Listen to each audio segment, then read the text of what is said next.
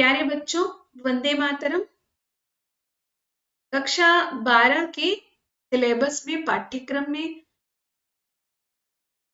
भौतिक विज्ञान में सबसे अंतिम यूनिट है हमारी अर्धचालक तथा अर्धचालक युक्तियां। इंग्लिश में अर्धचालकों को सेमी कंडक्टर्स और अर्धचालक युक्तियां सेमी कंडक्टर डिवाइसेस कहा जाए। ठीक है, अभी तक आपने चालक और कुचालक पदार्थ पढ़े। यहाँ पर चालक और या चालन शब्द जो है वो वैद्युत चालन के लिए है। यूं तो हम लोग भौतिक विज्ञान में ऊष्मा चालन भी पढ़ते हैं, लेकिन यहाँ हम लोग बात कर रहे हैं वैद्युत चालन की, या ऐसे पदार्थ जिनमें विद्युत धारा का प्रवाह हो सकता है, वो चालक पदार्थ कहते हैं। और इसके पूर्व में जो सेकेंड यूनिट थी हमारी, उसमें आप पढ़ चुके हैं कि चालक पदार्थ जिनमें मुक्त इलेक्ट्रॉन होते हैं। याद कर लेते हैं हम लोग, मुक्त इलेक्ट्रॉन जो अपने परमाणु की कक्षा छोड़कर परमाणुओं के बीच के रिक्त स्थान में मुक्त रूप से भ्रमण करते रहते हैं, घूमते रहते हैं, उनको मुक्त इलेक्ट्रॉन कहा जाता है। यहाँ पर हम लोग डिटेल में नहीं जाएंगे क्योंकि आप पहले भी पढ़ चुके हैं इसको।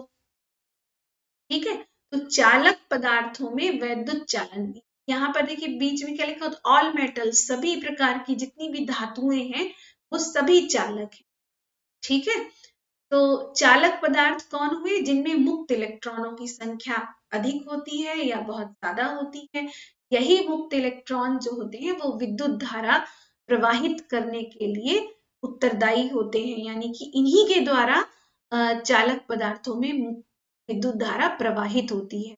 ये चित्र था, याद कीजिए आप थोड़ा सा कि चित्र में अगर हम कोई भी चालक तार है, चालक तार मतलब कोई भी धातु का तार ले सकते हैं या ऐसा कोई भी चालक पदार्थ ले सकते हैं, उसका तार ले सकते हैं जिसमें मुक्त इलेक्ट्रॉन्स होते हैं या जिनमें विद्युत धारा प्रवाहित की जा सकती है। यदि चालक तार के पदार्थों के सिरों पर विभवांतर, ये जो प्लस और माइनस लगा है, इसका अर्थ क्या है कि यहाँ पर विद्युत क्षेत्र अप्लाई किया गया है, इलेक्ट्रिक फील्ड अप्लाई किया गया है, या आप कह सकते हैं विद्युत विभवांतर स्थापित किया गया है। एक सिरे को बैटरी के धन से और दूसरे सिरे को बैटरी के ऋण से जोड़ा गया है, तो तार के सिरों पर विद्युत विभवांतर स्थापित हुआ, या आप कह सकते हैं तार के सिरों पर तार के सिरों के बीच वैद्युत क्षेत्र स्थापित किया गया, जिसके कारण ऋण सिरे से जो मुक्त इलेक्ट्रॉन है वो परमाणुओं से टकराते या हुए किसी भी प्रकार से वो धन सिरे की ओर पहुंचते हैं और विद्युत धारा का प्रवाह धन सिरे से ऋण सिरे की ओर होता है।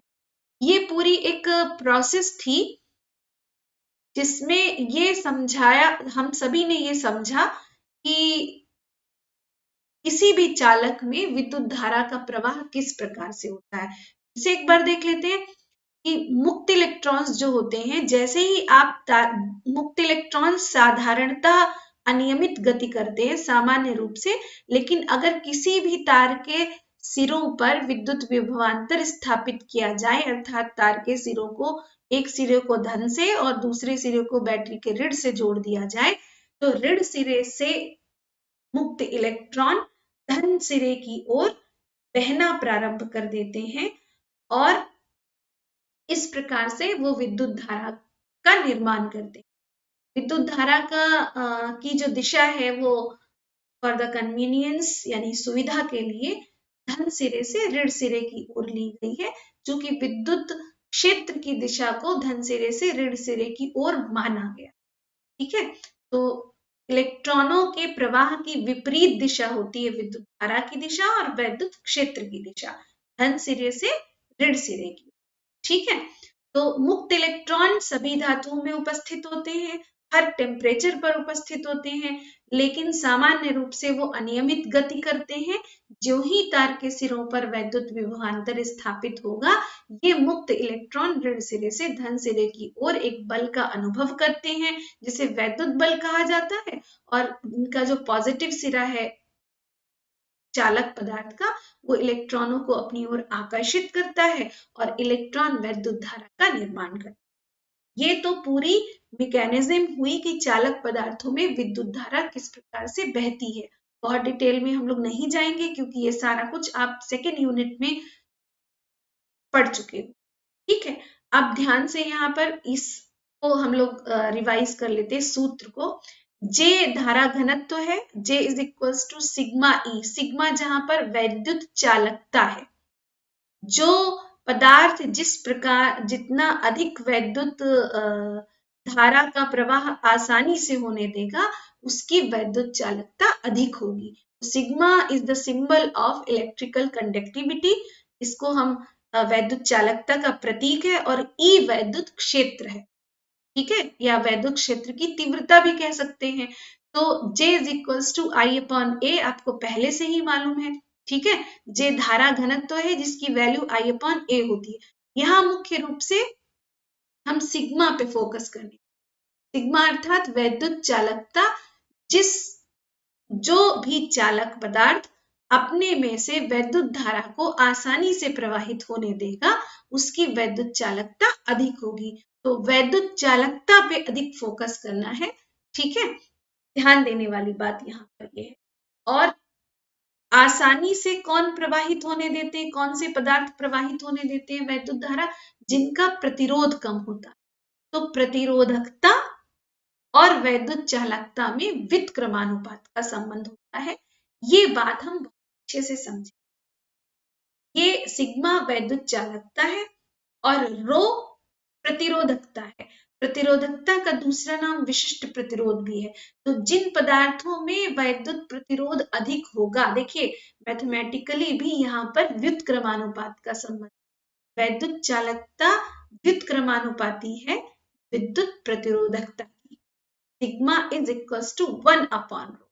ठीक है, तो प्रतिरोध अगर विशिष्ट प्रतिरोध किसी भी पदार्थ का अधिक है तो उसकी वैद्युत चालकता कम होगी। व्युत्क्रमानुपात संबंध का अर्थ ही होता है कि उल्टा संबंध, ठीक है, विपरीत संबंध है। और यदि किसी पदार्थ का प्रतिरोध कम है, यानी कि किसी धातु का, किसी चालक पदार्थ का प्रतिरोध कम है अगर, तो फिर वैद्युत चालकता अधिक होगी।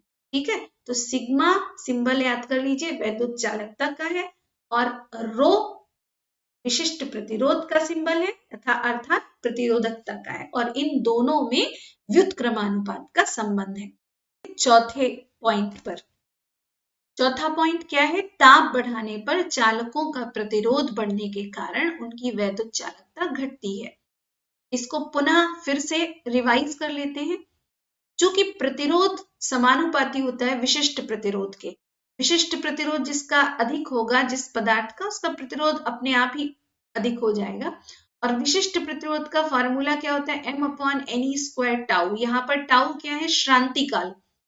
श्रांतिकाल किसे कहते हैं? दो मुक्त इलेक्ट्रॉनों की क्रमागत, श्रांतिकाल किसे कहते हैं? इलेक्ट्रॉन की परमाणुओं के साथ या धनायनों के साथ लगातार दो क्रमागत टक्करों के बीच लगा समय। तो यदि आप टेम्परेचर बढ़ाओगे तो इलेक्ट्रॉन के पास ऊर्जा अधिक हो जाएगी और वो जो उसकी जो दो लगातार टक्करों के बीच समय लग रहा था वो समय कम लगेगा और इलेक्ट्रॉन की टक्कर जल्दी जल्दी होगी। जल्दी का मतलब यह है कि वो उसकी जो टक्करें हैं उनकी संख्या बढ़ जाएगी, और जितनी अधिक टक्करों की संख्या बढ़ जाएगी उतना ही जो है वो प्रतिरोध बढ़ जाएगा। टक्करों की संख्या अधिक होने को ही हम प्रतिरोध समझ सकते हैं। तो यहाँ पर जितनी अधिक टक्करों की संख्या होगी उतना ही विशिष्ट प्रतिरोध बढ़ेगा। विशिष्ट प्रतिरोध बढ़ेगा तो प्रतिरोध भी बढ़ जाएगा। तो आप देखिए आपने क्या बढ़ाया था? टेम्परेचर बढ़ाया था। टेम्परेचर बढ़ने के कारण श्रांतिकाल घटा और श्रांतिकाल घटने के कारण विशिष्ट प्रतिरोध बढ़ा। ठीक है, विशिष्ट प्रतिरोध बढ़ने के कारण प्रतिरोध बढ़ा। इस कारण चूंकि प्रतिरोध अधिक होता है जिन पदार्थों का, उनमें वैद्युत चालन अच्छे से नहीं होता। ठीक है, तो उनकी वैद्युत चालकता घट जाती है। वैद्युत चालकता मतलब वैद्युत चालन।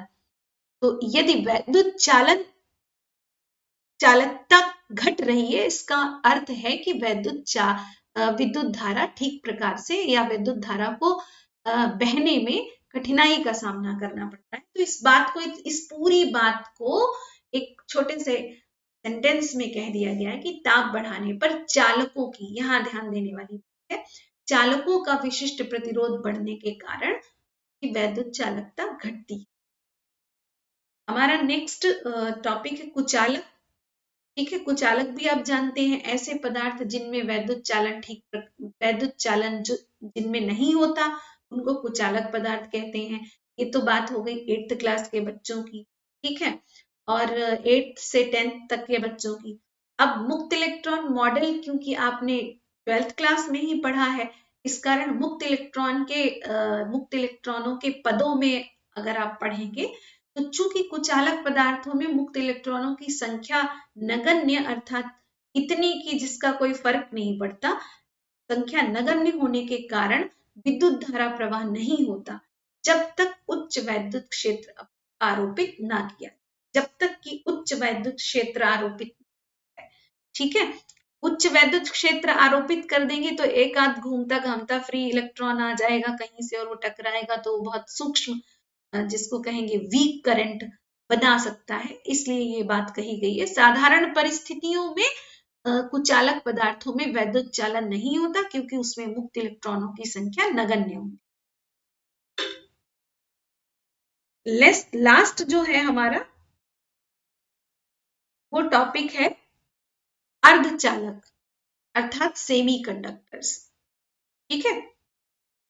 सेमीकंडक्टर्स अर्धचालक, जैसा कि यहाँ पर नाम से ही पता चल रहा है कि ये आधे चालक हैं, लेकिन कब, ठीक है। तो अर्धचालक ऐसे ठोस पदार्थ हैं, इसको डिटेल में पढ़ेंगे, लेकिन कब वो अर्धचालक है और कब वो चालक है और कब नहीं है। अर्धचालक का अर्थ है कि विशेष परिस्थितियों में जो विद्युत धारा प्रवाहित होने दे, अपने आप में से विद्युत धारा प्रवाहित होने दे, ऐसे पदार्थों को अर्धचालक पदार्थ, विशेष परिस्थितियों, ठीक है। तो अर्धचालक क्यों कहा गया, क्योंकि वो कभी कुछ विशेष परिस्थितियों में विद्युत धारा को अपने में से प्रवाहित होने देते हैं अर्थात वैद्युत चालन करते हैं, इसलिए इन्हें अर्धचालक अथवा सेमीकंडक्टर्स कहा गया है। अर्धचालक ऐसे ठोस पदार्थ हैं जिनमें वैद्युत क्षेत्र की उपस्थिति में वैद्युत चालन कराया जा सकता है, परंतु इनकी वैद्युत चालकता चालक पदार्थों की तुलना में बहुत कम होती है। वैद्युत चालकता देखिए सिग्मा यहाँ पर बनाया है क्योंकि आपको याद हो जाए, ठीक है। वैसे सेकेंड यूनिट में आपको याद हो गया होगा, ठीक है।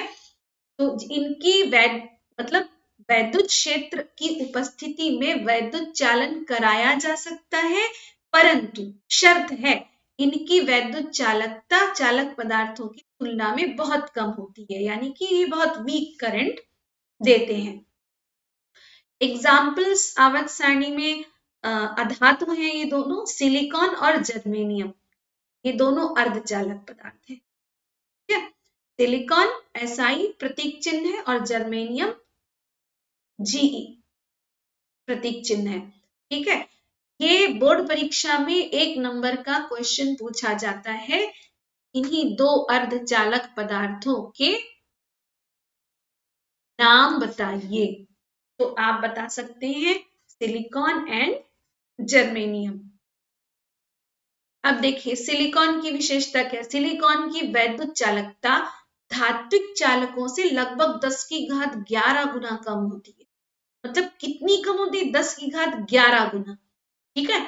लेकिन कुचालकों से 10 की घात 13 गुना अधिक होती है, यानी कि ये बीच के पदार्थ, ठीक है ना। धात्विक चालकों से तो कम होती है, परंतु कुचालकों से इनकी वैद्युत चालकता अधिक होती है, अर्थात सेमीकंडक्टर्स यानी सिलिकॉन के लिए सिग्मा की वैल्यू चालकों की तुलना में कम, परंतु कुचालकों की तुलना में अधिक होती है, ठीक है। अब आ जाते हैं ऊर्जा बैंड, ये बहुत इंपॉर्टेंट है और समझने वाला टॉपिक है। ऊर्जा बैंड्स, ठीक है, बहुत आराम से, बहुत फायदे से, अच्छे से समझिएगा, धीरे धीरे, ठीक है। कोई एक सोडियम एटम, ऊर्जा बैंड को समझने के लिए सबसे पहले तो ऊर्जा स्तर समझना आवश्यक है। ऊर्जा स्तर आप जानते हैं, जैसे कि एक सोडियम एटम ले लिया, एक सोडियम एटम यानी कि 1 एटम अर्थात एक परमाणु लिया है, और सोडियम एटम का परमाणु क्रमांक कितना होता है? 11, Na11 कहते हैं। और इसका इलेक्ट्रॉनिक विन्यास क्या होता है? देखिए जरा, इलेक्ट्रॉनिक विन्यास इसका कितना है? सोडियम का परमाणु क्रमांक 11 है और इसका इलेक्ट्रॉनिक विन्यास कितना है? 1s2, 2s2, 2p6, 3s2। ये जो 1s है ये क्या है? ऊर्जा स्तर, ठीक है। और इसकी ऊर्जा सबसे कम होती है। उससे अधिक ऊर्जा किसकी होती है? 2s की। तो 2s भी क्या है? ऊर्जा स्तर। 2p भी क्या है? ऊर्जा स्तर। 3s क्या है? ऊर्जा स्तर। इसमें इन चारों ऊर्जा स्तरों में से 1s, 2s, 2p और 3s, इसमें सबसे अधिक ऊर्जा स्तर का ऊर्जा किस ऊर्जा स्तर की है? 3s की। और इसमें कितने इलेक्ट्रॉन्स हैं? 1। इसमें कितने इलेक्ट्रॉन है? 3s ऊर्जा स्तर में 1। इसमें कितने? 6। इसमें कितने? 2। इसमें कितने? 2। इसमें अधिकतम 2 ही रह सकते हैं और ये पूरा भरा हुआ है। इसमें 2 है, ये चूंकि s है, s लेवल है, तो इसमें भी अधिकतम 2 रह सकते हैं, ये भी पूरा भरा हुआ है। इसमें क्या है? p है, तो इसमें अधिकतम 6 रह सकते हैं, लेकिन ये भी पूरा भरा हुआ है। ts में अधिकतम 2 रह सकते हैं, लेकिन सिर्फ इसमें एक ही है। अब ध्यान देने वाली बात यहाँ क्या है? ये देखिए, 1s, अभी सोडियम की बात नहीं करते हैं। ऊर्जा स्तर का नाम क्या है? पाउली के अपवर्जन नियम को ध्यान कर लो, क्योंकि आपने केमिस्ट्री में पढ़ा होगा पाउली का अपवर्जन नियम। एक ऊर्जा स्तर में कुछ निश्चित इलेक्ट्रॉन ही रह सकते हैं, ठीक है। और s में 2, s हमेशा s ऊर्जा स्तर में 2 अधिकतम रह सकते हैं, p में 6 रह सकते हैं, s में 2 ही रह सकते हैं, 3p में फिर से 6, d में 10 और f में 14, ठीक है। अब आ जाते हैं सोडियम के लिए, फॉर 1 सोडियम एटम, ध्यान दीजिएगा यहाँ पर, ये वैकेंट है, इसमें एक और आ सकता था, ठीक है, लेकिन इसके पास एक ही इलेक्ट्रॉन था। 3p ऊर्जा स्तर इसका रिक्त है, अर्थात इसमें कोई इलेक्ट्रॉन नहीं, ये 3s के ऊपर खाली पड़ा रहता है। 3d रिक्त है, ये 3p के ऊपर खाली पड़ा रहता है, इसमें कोई इलेक्ट्रॉन नहीं है, और इसके ऊपर के सभी जितने भी मैक्सिमम हो सकते हैं, सभी ऊर्जा स्तर रिक्त रहते हैं, ठीक है। अब ध्यान दीजिएगा, यहां पर एक नए शब्द से आप परिचित होंगे। शब्द, इन 11 में से किसी भी इलेक्ट्रॉन की चारों क्वांटम संख्याएं समान नहीं होती, ठीक है। 4 क्वांटम संख्याएं होती हैं, ये आपने केमिस्ट्री में पढ़ा होगा, यहां हम लोग डिटेल में नहीं जाएंगे क्योंकि हम लोगों को फिजिक्स पढ़नी है यहाँ पर, ठीक है। 4 क्वांटम संख्याओं में एक तो मुख्य क्वांटम संख्या होती है, और ऑर्बिटल क्वांटम नंबर होता है, मैग्नेटिक क्वांटम नंबर होता है और स्पिन क्वांटम नंबर होता है। इस तरीके से 4 होते हैं और इनके प्रतीक चिन्ह होते हैं, I think N, L, M और S शायद, ठीक है। अगर ये तीनों संख्याएं समान हैं तो ये वाली अलग रहती है।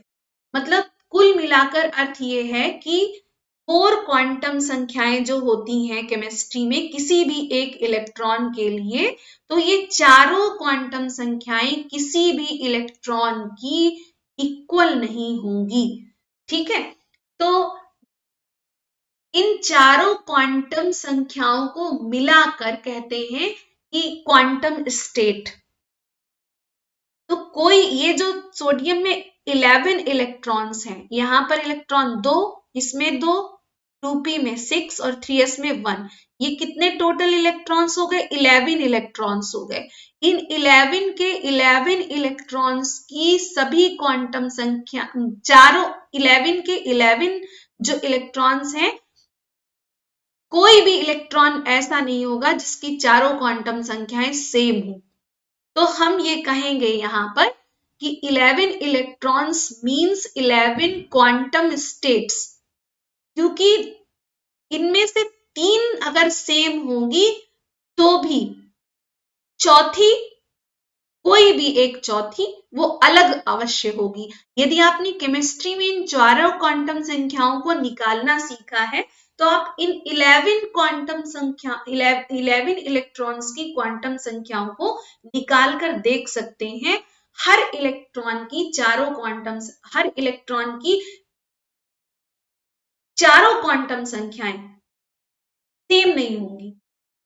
प्रत्येक इलेक्ट्रॉन की कोई ना कोई एक क्वांटम संख्या, क्वांटम नंबर अवश्य भिन्न होगा।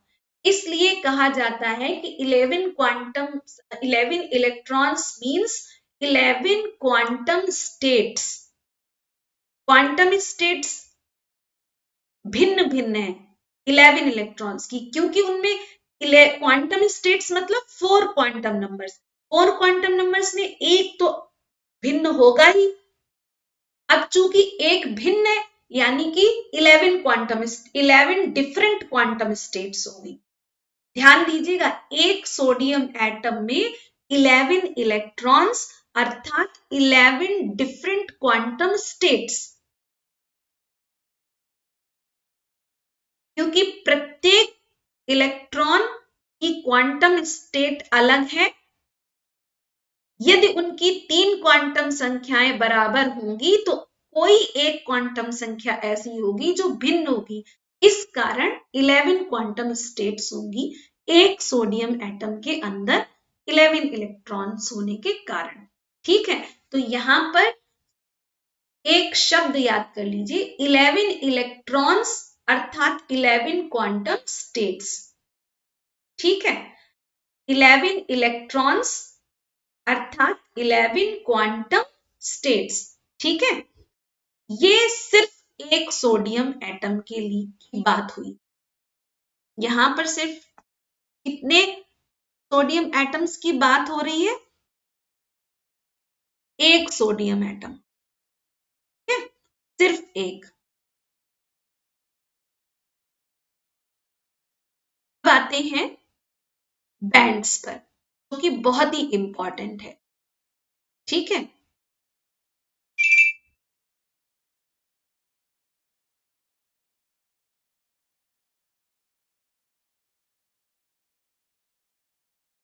तो अभी अभी पढ़ा आपने, सोडियम के एक परमाणु के लिए क्वांटम स्टेट्स की संख्या क्या कितनी हुई? 11, क्योंकि उसमें कितने इलेक्ट्रॉन है? 11। ठीक है, अब सोडियम के तो पीसेस होते हैं, तो उसमें तो बहुत सारे परमाणु होते हैं। यहां पर तो हमने सिर्फ एक परमाणु की बात की है, लेकिन किसी भी सोडियम के पीस में एक छोटे से टुकड़े में भी आपके हाथ की उंगली के बराबर, उसमें तो बहुत हजारों लाखों परमाणु हो सकते हैं। तो हम अभी सॉलिड सोडियम की बात ना करके हम सोडियम वाष्प की बात करते हैं, जिसमें परमाणु बहुत दूर दूर है, यानी कि किसी भी परमाणु का किसी भी दूसरे परमाणु के साथ कोई इंटरेक्शन नहीं, कोई क्रिया नहीं है। ठीक है, तो हम सोडियम वेपर लेते हैं, कल्पना कर लेते हैं सोडियम वेपर की, जिसमें सोडियम के सभी परमाणु एक दूसरे से बहुत दूर दूर हैं और परमाणु कितने हैं? n। एक सोडियम वेपर में n परमाणु हैं। तो सोडियम वाष्प में इलेक्ट्रॉनों की संख्या कितनी हो गई? 11 इंटू n, क्योंकि एक सोडियम में 11 इलेक्ट्रॉन्स हैं, n सोडियम में कितने हो गए? 11 इंटू n। अब क्वांटम स्टेट्स कितनी हो जाएंगी सोडियम वेपर में? एक परमाणु के पास तो 11 क्वांटम स्टेट्स हैं, तो 11 परमाणुओं के पास n परमाणुओं के पास कितनी हुई? 11 n क्वांटम स्टेट्स। और इनको हम कैसे लिखेंगे? इस सारणी के अनुसार, जो ऊर्जा स्तर है वो 1s है। एक परमाणु के पास कितना ऊर्जा 1s नाम के कितने ऊर्जा स्तर होते हैं? अभी ध्यान दीजिएगा, एक परमाणु के पास 1s ऊर्जा स्तर कितना होगा? एक।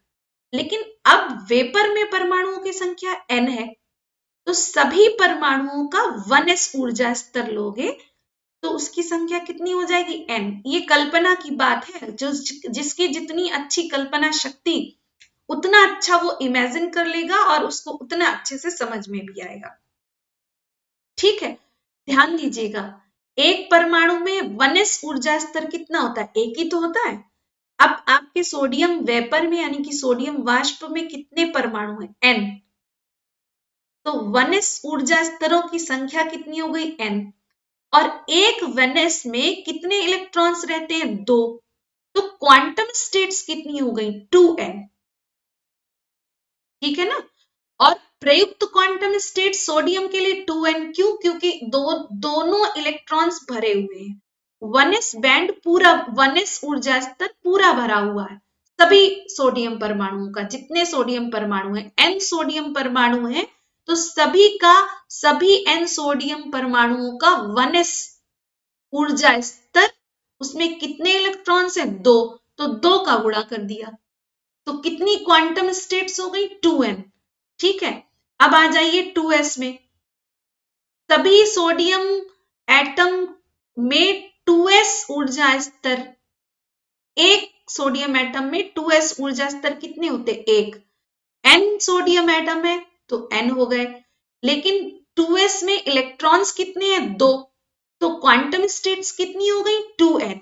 इसी तरीके से दोनों भरी हुई है तो 2n दोनों प्रयुक्त हैं। इसी प्रकार से 2p, 2p एक परमाणु में एक 2p होगा ऊर्जा स्तर, n परमाणु है तो n2p हो गए, लेकिन उसमें कितने इलेक्ट्रॉन्स है? एक 2p में टोटल 6 इलेक्ट्रॉन्स है, तो क्वांटम स्टेट्स कितनी हो गई? 6 इंटू n। और प्रयुक्त कितनी है? चूंकि पूरा भरा हुआ है 2p, इसलिए 6n प्रयुक्त यानी यूज्ड है। अब आ जाओ 3s पे। 3s भी एक ही होता है एक परमाणु में, n परमाणु में n हो जाएंगे। इलेक्ट्रॉन्स कितने हैं? 2 रह सकते हैं।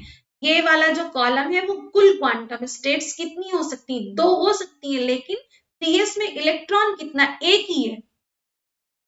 3s जो है उसमें कितने इलेक्ट्रॉन्स है? एक ही इलेक्ट्रॉन है, इसलिए यहाँ प्रयुक्त वाले में क्या लिखा हुआ है?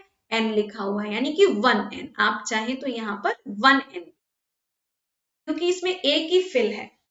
ठीक है, अब 3p पे आ जाओ। 3p जो है वो है तो सोडियम के पास। 3p ऊर्जा स्तर कितने हो गए? टोटल n एटम्स को मिलाकर, टोटल n परमाणुओं को मिलाकर n3p ऊर्जा स्तर हो गए। टोटल इलेक्ट्रॉन्स इसमें कितने रह सकते हैं? 6। तो क्वांटम स्टेट्स कितनी हो गई? 6n। लेकिन फिल्ड कोई नहीं है, 3p खाली होता है ना सोडियम में, 3p में कोई इलेक्ट्रॉन जाता ही नहीं है, तो यहाँ पर प्रयुक्त कितने हो गए? प्रयुक्त मतलब यूज्ड, वो 0 हो गए। ठीक है, अब बात आ गई समझ में। अब ध्यान देने वाली बात यहाँ पर है कि एटम जो होते हैं सोडियम वेपर में वो बहुत दूर दूर होते हैं, वाइडली सेपरेट, तो उनका एक दूसरे से कोई इंटरेक्शन नहीं होता, बहुत दूर दूर होते हैं, कोई इंटरेक्शन नहीं होता। अब चूंकि कोई इंटरेक्शन नहीं होता है, इस कारण से इलेक्ट्रॉनों के बीच में कोई आदान प्रदान नहीं होता ऊर्जा का।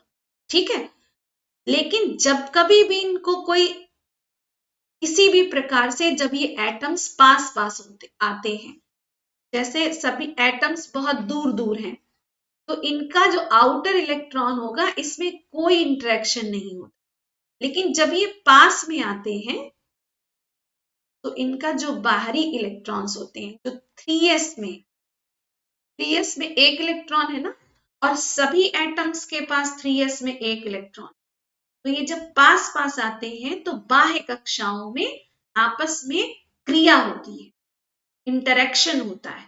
इन बाहरी कक्षाओं में के इलेक्ट्रॉनों में आपस में इंटरेक्शन होता है, ऊर्जा का आदान प्रदान होता है जब ये बहुत पास पास।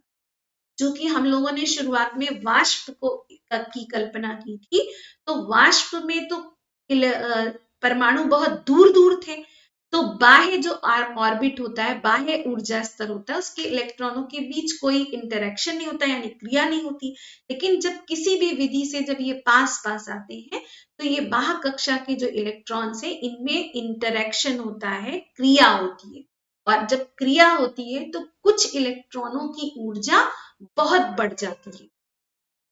ये सिर्फ बात किसकी हो रही? 3s ऑर्बिट की, 3s ऊर्जा स्तर की। तो कुछ 3s ऊर्जा, कुछ परमाणुओं के 3s ऊर्जा स्तर में रहने वाले इलेक्ट्रॉनों की ऊर्जा बहुत अधिक हो जाती है और कुछ की बहुत कम हो जाती है। तो ये नहीं कहा जा सकता है कि सभी परमाणुओं के 3s कक्षाओं के इलेक्ट्रॉनों की ऊर्जा समान होती है, जबकि हम ये कह सकते हैं कि 2s सभी परमाणुओं के 1s ऊर्जा स्तर के सभी इलेक्ट्रॉनों की ऊर्जा समान होती है। ये कहा जा सकता है सभी परमाणुओं के, जितने n परमाणु है ना सोडियम वेपर में, सभी परमाणुओं के 2s ऊर्जा स्तरों के सभी इलेक्ट्रॉनों की ऊर्जा समान होगी। ठीक है, इसी प्रकार 2p ऊर्जा स्तर में रहने वाले सभी इलेक्ट्रॉनों के सभी परमाणुओं के सभी इलेक्ट्रॉनों की ऊर्जा समान होगी, ऊर्जा समान होगी। तो इनकी सभी की ऊर्जाएं शार्पली समान होती हैं, इक्वल होती हैं। लेकिन चूंकि 3s बाहरी बैंड है, जब दो गेंदों, रबर की गेंदों को पास में लाओगे तो केंद्र पर कोई खास असर नहीं पड़ेगा, दबाओगे अगर तो केंद्र पर कोई खास असर नहीं होगा। असर कहाँ होगा? बाहरी सतह पर। दो रबर की गेंदों को अगर पास में ला के देखो तो केंद्र के मटेरियल पर कोई खास फर्क नहीं पड़ने वाला, लेकिन सतह के मटेरियल पर खास फर्क पड़ेगा, वो दबेगा। ठीक है, इसी प्रकार से कुछ कुछ हम समझ सकते हैं कि 3s चूंकि बाहरी ऊर्जा स्तर है, और जब एटम्स बहुत पास पास आते हैं, परमाणु बहुत पास पास आते हैं, तो 3s कक्षा के इलेक्ट्रॉनों की ऊर्जाओं में अंतर आता है। कुछ की ऊर्जा कम और कुछ की बहुत अधिक हो जाती है। तो 3s, ये सभी परमाणुओं के जो 3s ऊर्जा स्तर है, वो मिलकर एक ऊर्जा बैंड बनाते हैं। उस बैंड में ऊर्जा न्यूनतम 3s में रहने वाले कुछ ऐसे ऑर्बिट्स होंगे, 3s ऑर्बिट्स होंगे या 3s ऊर्जा स्तर होंगे जिनमें इलेक्ट्रॉनों की ऊर्जा कम हो जाएगी, और कुछ ऐसे 3s ऊर्जा स्तर होंगे परमाणुओं के पास आने पर जिनके इलेक्ट्रॉनों की ऊर्जा बढ़ जाएगी। तो एक रेंज निर्धारित हो जाती है कि 3s ऊर्जा स्तर में रहने वाले इलेक्ट्रॉनों की ऊर्जा न्यूनतम इतनी है और अधिकतम इतनी है। तो यहाँ पर इस न्यूनतम और अधिकतम ऊर्जाओं की जो ये सीमा बन गई है, इसको बैंड कहा। 3s बैंड में रहने वाले या 3s ऊर्जा स्तर में रहने वाले इलेक्ट्रॉनों की, कुछ इलेक्ट्रॉनों की ऊर्जा कम हो जाती है और कुछ की अधिक हो जाती है, अधिकतम हो जाती है। तो न्यूनतम से अधिकतम ऊर्जा की जो ये रेंज है, उसको ऊर्जा बैंड कहते हैं। पूरी कहानी की तरह मेरे ख्याल से आपको समझ में आ गया होगा। सबसे पहले हम लोगों ने बात की, चर्चा की कि एक परमाणु को लेंगे, फिर उसका इलेक्ट्रॉनिक विन्यास निकाला सोडियम एटम का। ठीक है, सोडियम एटम का के एक परमाणु का इलेक्ट्रॉनिक विन्यास निकाला। वहां से क्या किया? एक सोडियम परमाणु में 11 इलेक्ट्रॉन्स हैं और सभी इलेक्ट्रॉनों की 3 क्वांटम संख्याएं किसी भी इलेक्ट्रॉन की बराबर हो सकती हैं, लेकिन चारों क्वांटम संख्याएं बराबर नहीं होती। इसलिए इलेक्ट्रॉनों की चारों क्वांटम संख्याओं को मिलाकर एक इलेक्ट्रॉन की क्वांटम स्टेट बनती है। क्योंकि एक क्वांटम स्टेट भिन्न होने के कारण हम कह सकते हैं 11 इलेक्ट्रॉन अर्थात 11 क्वांटम स्टेट्स। ये बात हुई सिर्फ एक परमाणु की। फिर हम कल्पना करते हैं कि सोडियम वेपर है जिसमें इलेक्ट्रॉन्स बहुत दूर दूर हैं, वाष्प है सोडियम की और उसमें n परमाणु हैं। n परमाणुओं में सभी के पास 1s 2s 2p 3s 3p ये कक्षाएं होंगी, तो सभी के 1s को मिलाकर n 1s हुए, सभी के 2s ऊर्जा स्तर को मिलाकर n ऊर्जा स्तर हुए, सभी 2p मिलाकर n ऊर्जा स्तर हो गए, और उसमें इलेक्ट्रॉन्स कितने रहते हैं, 1s में 2 रहते हैं, इसलिए 2n क्वांटम स्टेट्स, 2s में 2 रहते हैं, 2n quantum states, 6n quantum states, 2n quantum states, 6s quantum states, ये ऑक्यूपाइड है यानी कि प्रयुक्त क्वांटम संख्याएं हैं। अब यहां बात हो रही थी सोडियम वेपर की, जिसमें परमाणुओं के बीच कोई इंटरेक्शन नहीं हो रहा था। अब बात करते हैं कि किसी भी विधि से सोडियम चूंकि ठोस पदार्थ है, उसके परमाणु बहुत पास पास रहते हैं, ठीक है, तो जब कभी इनके परमाणु पास आएंगे तो उनकी बाह्य कक्षा यानी कि 3s जो ऊर्जा स्तर है, उनके बीच में इंटरेक्शन होगा। इंटरेक्शन में कुछ जो बाह्य इलेक्ट्रॉन है उसमें कुछ इलेक्ट्रॉनों की ऊर्जा बहुत कम और कुछ की बहुत अधिक हो जाएगी। ऊर्जा की ये जो रेंज है न्यूनतम से अधिकतम, इसको ही ऊर्जा बैंड कहा जाता है। इसी प्रकार से 3s बैंड कहते हैं सभी n परमाणुओं के 3s ऊर्जा स्तर के इलेक्ट्रॉनों की न्यूनतम ऊर्जा से अधिकतम ऊर्जा के बीच की जो रेंज है उसको हम ऊर्जा बैंड कहते हैं, ठीक है। अब बैंड के आधार पर ये देखिए, क्वांटम स्टेट्स ऊर्जा के न्यूनतम और अधिकतम मानों के बीच रहती है और ऊर्जा बैंड, यहां से परिणामतः हम कह सकते हैं कि 3s ऊर्जा स्तर की सभी 2n क्वांटम स्टेट्स ऊर्जा के न्यूनतम और अधिकतम मानों के बीच रहती हैं और ऊर्जा बैंड बनाती है, ठीक है।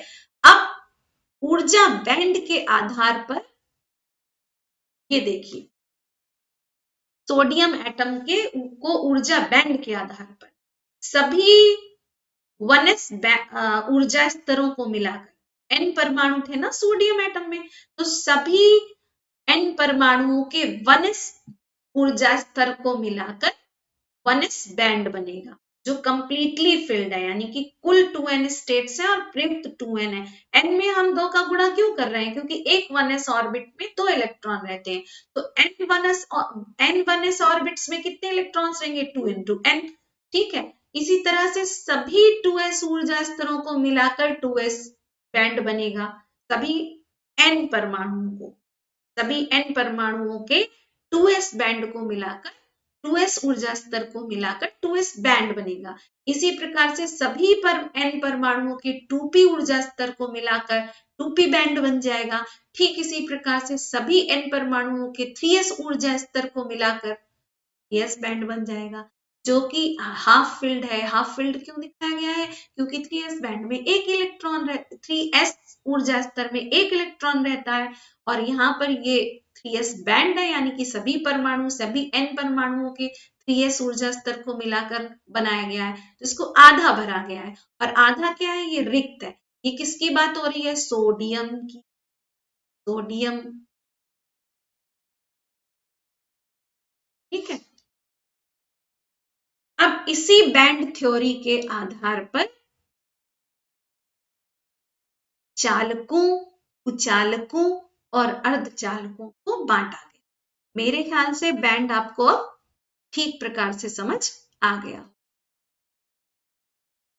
अब आ जाओ, ये बहुत ही इंपॉर्टेंट टॉपिक्स, ये जो आप चित्र देख रहे हो ये बोर्ड परीक्षा में पूछा जाएगा। आप देख रहे हैं 4 types of energy bands in solids, 4 types लिखा हुआ है, मुख्यतः 3 टाइप्स होता है, 4 टाइप्स क्यों कर दिया मैं अभी आपको बताऊंगी। Most important for the band, वो कहेंगे आपसे, यूपी बोर्ड में क्वेश्चन पूछा जाता है, बैंड थ्योरी के आधार पर कुचालकों, चालकों तथा अर्धचालकों को अलग कीजिए तथा चित्र बनाकर समझाइए। तो अब आप ध्यान दीजिएगा, सबसे पहले तो हम कहेंगे वैलेंस बैंड और कंडक्शन बैंड क्या होते हैं। सबसे पहले तो ये पढ़ लो, इसके बाद हम वहां पर चित्र पर जाएंगे। तो सबसे पहले तो संयोजन बैंड पढ़ेंगे। संयोजन बैंड है बाह्य ऊर्जा स्तरों से बना वह बैंड जो 0 केल्विन पर पूर्णतः भरा हुआ होता है, संयोजन बैंड कहलाता है, ठीक है। ये पूर्ण रूपेण भरा होगा, वो संयोजन बैंड कहलाता है, ठीक है। जैसे कि पहले आपने सोडियम में देखा, यहाँ पर पूर्ण रूपेण कौन सा बैंड भरा हुआ है? 2p बैंड भरा हुआ है पूर्ण रूप से, तो ये क्या हुआ? संयोजन बैंड हो गया। 0 केल्विन पर जो बैंड पूर्ण रूपेण भरा होगा यानी पूरा भरा होगा उसको संयोजन बैंड कहेंगे। तो यहाँ पर 2p बैंड क्या हो गया? संयोजन बैंड हो गया। ठीक है, अब नेक्स्ट चलते हैं। तो बाह्य ऊर्जा स्तरों से बना वह बैंड जो 0 केल्विन पर पूर्णतः भरा होता है इसको संयोजन बैंड।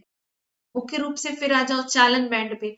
चालन बैंड क्या होगा? संयोजी बैंड के बाद तथा उससे अधिक ऊर्जा का बैंड जो रिक्त रहता है अथवा मुक्त इलेक्ट्रॉन द्वारा आंशिक रूप से भरा होता है।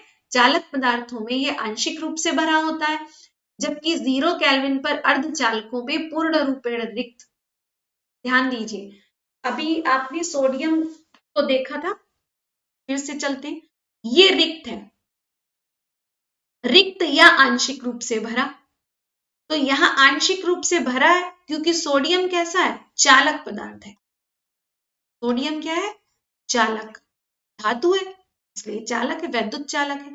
तो यहां पर इसका जो ये बैंड है 3s बैंड, ये क्या हुआ? कंडक्शन बैंड हुआ, क्योंकि इसका जो एक इलेक्ट्रॉन है वो अपना परमाणु को छोड़ सकता है और मुक्त इलेक्ट्रॉन बन सकता है और विद्युत धारा का चालन कर सकता है।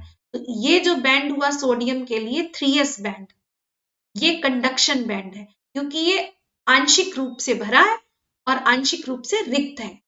ये वैलेंस बैंड है 3p बैंड सोडियम के लिए, सॉरी 2p बैंड सोडियम के लिए वैलेंस बैंड यानी संयोजी बैंड है। ये चालकों की बात हो रही है अभी। और 3s बैंड जो है वो चूंकि आंशिक रूप से भरा है इसलिए सोडियम के लिए 3s बैंड कंडक्शन बैंड हुआ। अब ध्यान देंगे आगे, चालक पदार्थों में संयोजी बैंड के बाद चालन बैंड की बात हो रही है। चालक पदार्थों में यह आंशिक रूप से भरा होता है, जैसे कि सोडियम में 3s बैंड चालन बैंड होगा, जबकि 0 केल्विन पर अर्धचालकों में पूर्ण रूपेण रिक्त यानी कि अर्धचालक जो पदार्थ होते हैं उसमें चालन बैंड अर्थात कंडक्शन बैंड 0 केल्विन पर पूर्ण रूपेण रिक्त बिल्कुल खाली होता है, लेकिन ताप बढ़ाने पर संयोजी बैंड के इलेक्ट्रॉन अर्थात वैलेंस बैंड के इलेक्ट्रॉन ऊर्जा प्राप्त करके चालन बैंड में आ जाते हैं तथा इसी कारण वैद्युत चालन संभव हो पाता है। किसकी बात हो रही है? अर्धचालकों की। ठीक है, अचालकों में यह बैंड खाली ही रहता है, यानी कि आप ताप बढ़ाइए तब भी उनमें कोई फर्क नहीं होता, लेकिन अर्धचालकों में ताप बढ़ाने पर संयोजी बैंड के इलेक्ट्रॉन्स एनर्जी गेन करके कूद जाते हैं। कहां पर? चालन बैंड में। और चूंकि जब वो चालन बैंड में कूद जाते हैं, क्योंकि नाम ही है चूंकि चालन, तो वो विद्युत का चालन भी कर सकते हैं। अर्थात 0 केल्विन से ऊपर ताप बढ़ाओगे तो अर्धचालकों के संयोजी बैंड के इलेक्ट्रॉन्स एनर्जी गेन करके चालन बैंड में आकर विद्युत का चालन करते हैं। ठीक है, ये बात हो गई अर्धचालकों की, ये इंपॉर्टेंट है। ठीक है, इसको आप भली प्रकार से समझ लीजिएगा। अब आ जाइए, वर्जित ऊर्जा बैंड क्या होता है?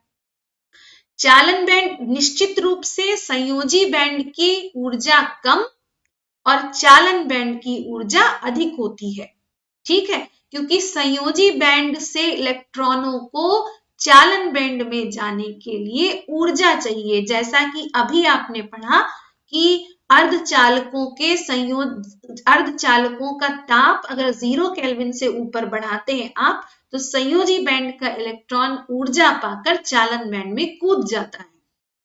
ठीक है, पहुंच जाता है। अर्थात चालन बैंड में रहने के लिए इलेक्ट्रॉनों को अधिक ऊर्जा चाहिए और संयोजी बैंड के इलेक्ट्रॉनों के पास ऊर्जा कम होती है, किसी भी विधि से उनको मिल जाती है तो चालन बैंड में पहुंच जाते हैं। तो चालन बैंड तथा संयोजी बैंड के मध्य ऊर्जा के अंतर को वर्जित ऊर्जा बैंड या गैप कहते हैं। ऊर्जा गैप, एनर्जी गैप कहते हैं, फॉरबिडन एनर्जी गैप या वर्जित ऊर्जा बैंड। वर्जित ऊर्जा वह न्यूनतम ऊर्जा जो एक इलेक्ट्रॉन के लिए संयोजी बैंड से चालन बैंड में जाने के लिए आवश्यक होती है। 1 मार्क क्वेश्चन, ठीक है। वर्जित ऊर्जा अंतराल तथा ठोसों की चालकता, इसको बाद में पढ़ते हैं, पहले आप इधर आ जाओ, इधर, ठीक है। अब देखिए ये कुचालक पदार्थ है, वैलेंस बैंड और चालन बैंड के बीच ये देखिए ईजी, ईजी मतलब energy gap, easy energy gap, और आई और लगा दिया है, इसका अर्थ क्या है, इंसुलेटर अर्थात चालक पदार्थ, ठीक है। I for insulator. तो ईजीआई यानी कि एनर्जी गैप देखिए कितना ज्यादा दिखाया गया है। वैलेंस बैंड में इलेक्ट्रॉन्स है, पूरा भरा हुआ है वैलेंस बैंड, ठीक है, इलेक्ट्रॉन्स है इसमें, किसकी बात हो रही है, कुचालक पदार्थों में। वैलेंस बैंड पूरा भरा है, कंडक्शन बैंड में कोई इलेक्ट्रॉन नहीं है, और ये जो गैप है एनर्जी का ये इतना ज्यादा है कि यहां से इलेक्ट्रॉन किसी भी विधि से कूदकर इसमें नहीं जा सकता, इसलिए इसके गैप को बैंड थ्योरी के आधार पर बहुत अधिक दिखाया गया है, ठीक है। अब आ जाइए अर्धचालकों में। वैलेंस बैंड में इलेक्ट्रॉन्स हैं, लेकिन ये जो बैंड गैप है, एनर्जी बैंड गैप, देखिए ईजी यहां पर लिखा लेकिन सेम ही लिख दिया है, ये जो बैंड गैप है ये कम है, और चूंकि ये बैंड गैप कम है तो इलेक्ट्रॉन्स कूद कर कंडक्शन बैंड में पहुंच गए, ध्यान दीजिएगा, ठीक है। तो यहाँ पर कुछ इलेक्ट्रॉन वैद्युत के चालन के लिए अवेलेबल हैं, लेकिन इलेक्ट्रॉनों की संख्या इतनी अधिक नहीं है, ठीक है, इसीलिए इनमें वैद्युत चालन या वैद्युत धारा वीक रहती है, वीक करंट फ्लो होती है। मतलब सेमी कंडक्टर्स विद्युत का चालन तो करते हैं, परंतु चालक पदार्थों से कम, इनकी वैद्युत चालकता तो होती है लेकिन चालक पदार्थों से कम होती है, और कुचालक पदार्थों से अधिक होती है। तो ये जो गैप दिखाया है ये देखिए कितना कम है, यानी कि यहाँ के इलेक्ट्रॉनों को थोड़ी ऊर्जा मिल जाए और वो कूदकर कंडक्शन बैंड में पहुंचकर वैद्युत का चालन कर सकते हैं, ठीक है, अर्थात वैद्युत धारा बह सकती है। अब इस फिगर में आइए कंडक्टर्स में, इसमें तो वैलेंस बैंड और कंडक्शन बैंड में कोई गैप ही नहीं है, और कंडक्शन बैंड में इतने सारे मुक्त इलेक्ट्रॉन्स हैं जो कि एक स्ट्रॉन्ग करंट का निर्माण करते हैं और विद्युत का चालन आसानी से होता है, चूंकि ये चालक पदार्थों का फिगर है। अब यहाँ चालक पदार्थों के लिए इसमें तो कोई गैप ही नहीं दिखाया, यहाँ पर एनर्जी गैप बहुत कम दिखाया है। 2-3 तरीके के चालक पदार्थ होते हैं, ठीक है। देखिए चालक पदार्थों में भी वैद्युत चालकता पदार्थ की इस बात पर निर्भर करती है कि मुक्त इलेक्ट्रॉनों की संख्या कितनी है। तो एक प्रकार के चालक पदार्थ ऐसे हैं जिसमें वैलेंस बैंड में और कंडक्शन बैंड में कोई ऊर्जा गैप नहीं, जीरो एनर्जी गैप। तो जीरो है तो सिंपली वैलेंस बैंड से इलेक्ट्रॉन्स आसानी से कंडक्शन बैंड में जाकर विद्युत का चालन कर सकते हैं। यहाँ पर एनर्जी गैप बहुत कम है तो आसानी से इलेक्ट्रॉन जा सकते हैं कंडक्शन बैंड में। यहाँ इस चित्र में दिखाया गया है कि वैलेंस बैंड और कंडक्शन बैंड ओवरलैप कर रहे हैं। यहाँ पर इलेक्ट्रॉन को वैलेंस बैंड से कंडक्शन बैंड में जाने की आवश्यकता ही नहीं है। जो वैलेंस बैंड में है कुछ इलेक्ट्रॉन्स ऑलरेडी कंडक्शन बैंड में रहते हैं। तो चालकों के 3 प्रकार के चित्र हैं इसमें, ठीक है। तो बैंड थ्योरी के आधार पर, ऊर्जा बैंड थ्योरी के आधार पर इन चित्रों के अनुसार